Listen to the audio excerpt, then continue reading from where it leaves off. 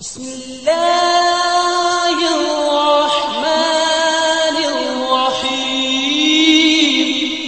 یہ بات میں کسی کے ذاتی حوالے سے نہیں کہہ رہا ہوں، سب کے ایک گوش گزار کر رہا ہوں گزارش کے طور پر۔ یہ جو ہماری نئی نسل ہے نا، یہ یاد رکھیں، شاید وہ میری باتوں کو پوری طرح سمجھ نہیں پائیں گے، لیکن جو آپ بڑے حضرات ہیں، آپ نے دنیا دیکھی ہے، جہاں اپنا خیال رکھتے ہو ان کا بھی خیال رکھو۔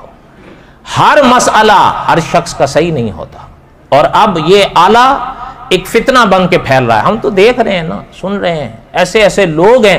اچھا، ایک اور بڑا مصیبت ہے، پہلے پہچان لی ہو جاتی تھی، اب جیسے وہ انجینئر کی بات کر رہا تھا، کیا ہے آپ کے سامنے ہی ہے، کبھی کہتا ہے میں بریلوی تھا، کبھی کہتا میں دیوبندی تھا، کبھی کہتا میں اہل حدیث تھا، کبھی کہتا میں شیعہ تھا۔ آپ بتاؤ کیا ہو؟ تو ایسا آدمی عقیدے کے بارے میں یا اعمال کے بارے میں بھروسے کے لائق ہے صحیح؟ آپ بتا دیں۔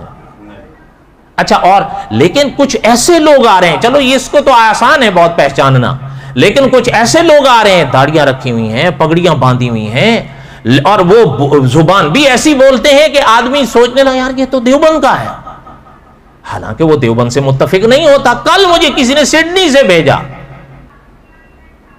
اب میں نے اس کو کہا، میں نے کہا میں تو ہزاروں میل دور بیٹھا ہوں، چلو میں تجھے تھوڑا سا اگر سمجھا بھی دوں گا، تو ضرورت تو یہ ہے کہ تیرے ماحول میں کوئی مساجد، مدارس یا مصلے ایسے ہوں کہ وہاں یہ کام ہو۔ میں نے کہا تیرے نمازی مجھ سے تو مانوس نہیں ہوں گے، وہ تو مجھے جانتے ہی نہیں ہیں، لیکن تمہارے اپنے امام کو یہ کام کرنا چاہیے نا، کرنا چاہیے یا خالی کرنا چاہیے۔